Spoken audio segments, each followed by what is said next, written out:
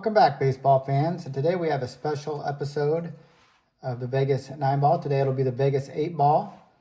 And without further ado, we're going to get to the Vegas 8-ball for the day. First card is Tim Rock Raines. And we're going to focus today on the drug culture of the 1980s, 70s, and 80s. And Tim Rock Raines, of course, he's a Hall of Famer and several-time All-Star. And I remember him talking about how he always had a vial of cocaine in his back pocket when he played, and he would always slide head first so he wouldn't break that vial of cocaine in his back pocket. And there was a rampant drug problem during the 80s in baseball, and Tim Raines was right in the middle of that. I'm not sure that they called him Rock because of this or how he got that nickname, but Tim Raines. Here he is early in his career. I love the sweatbands, and he's famous for saying that he played with that vial of cocaine in his back pocket. So Tim Raines, we'll put him on the Hall of Fame stand because he is a Hall of Famer. It's weird how they can put a guy in, for drug problems, but keep guys out for steroids. But that's a different topic. Next guy, Steve Howe, promising young pitcher for the Dodgers, and I believe he came up his rookie year and led the Dodgers in saves.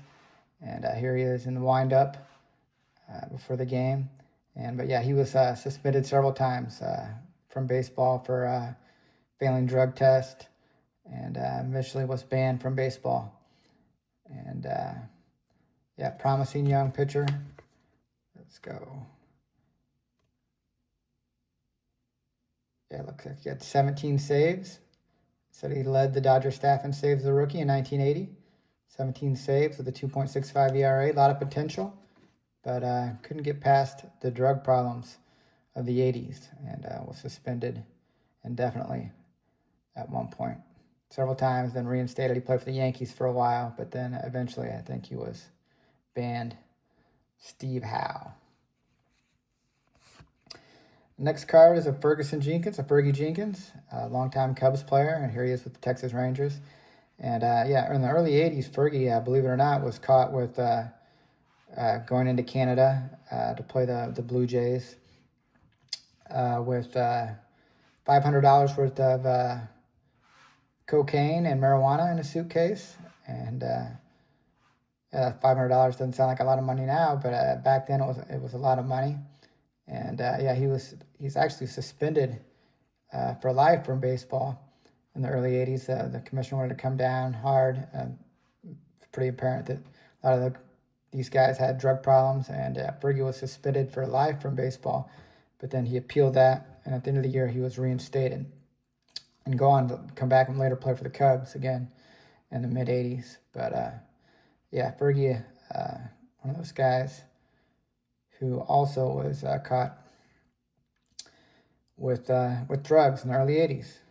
And he's a Hall of Famer as well, so we'll put him on the Hall of Fame stand, Fergie Jenkins. Next guy is Alan Wiggins. He's a big part of that 1984 Padres team that knocked off the 84 Cubs. And unfortunately, he got caught up in the drug traffic as well. And he would end up dying in the early 90s. He got HIV from sharing a needle while doing drugs. And I actually had a daughter who played in the WNBA, Alan Wiggins. He was a great player, big part, top of the lineup guy on the 1984 Padres team. And had a lot of potential in baseball, but just one of those guys that couldn't get over the drug problem, and unfortunately he would pass away in the early 90s.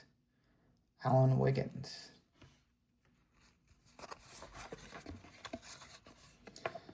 Next card is a Rod Scurry. This is another guy that was part of that Pittsburgh drug trials in the mid 80s, and he was known famously for leaving the. I like how he has his name here on his glove. But he was one of those guys who he actually left the ballpark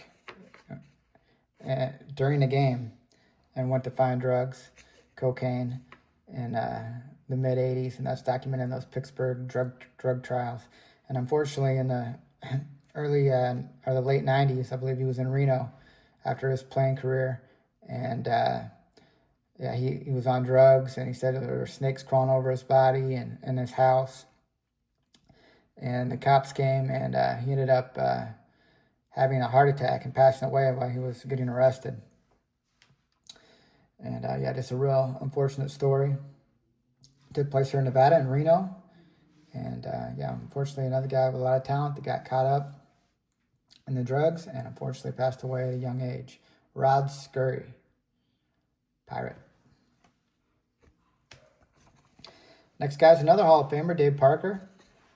And yeah, Dave Parker was another guy who's suspended in those Pittsburgh drug trials for being caught up in the cocaine distribution. And he, like a lot of those guys, they were originally suspended for a year, but they appealed that, and they were able to get out of that suspension by donating, I believe it was 10 or 20% of their salary to drug rehabilitation efforts. So yeah, Dave Parker, one of those guys, big-time player, big-time stats, but unfortunately kind of had that stigma of being caught in those Pittsburgh drug trials, and I think that's why it took him so long to get inducted into the Hall of Fame. But yeah, great player for the Pirates and Reds, and later on some other teams. The Cobra, Dave Parker. We'll put him on the stand. Next guy, Keith Hernandez. For your Seinfeld fans, that's another guy, of course, famously caught up in the drug. He was also one of those people mentioned in the Pittsburgh drug trials in the mid-1980s. And I believe in those drug trials, Hernandez said he estimated at least 40% of the baseball players at this time were doing cocaine. And yeah, Hernandez, of course, was traded away from the Cardinals to the Mets. And yeah, a lot of people attribute that to his cocaine habit. But yeah, Keith Hernandez, here he is at Wrigley Field, and was a long-time all-star first baseman for the Cardinals and Mets, and I think he finished his career with the Indians. But yeah, Keith Hernandez, great ball player. We'll put him on the stand. And the last guy, another guy who got caught up in this drug trade, Willie Aikens, excuse me. Yeah, Willie Aikens had a lot of potential, big-time player. You see him here outside Comiskey Park. He looks half-baked in this picture here. And yeah, a lot of potential as a young first baseman, sweet swing. And you look at the stats in 1980. Yeah, he batted .278, had 20 home runs, 98 RBIs, so big-time numbers, and just a lot of potential. But unfortunately, by the mid-'80s, he'd be out of baseball and in jail, actually. He got caught selling cocaine to an undercover police officer.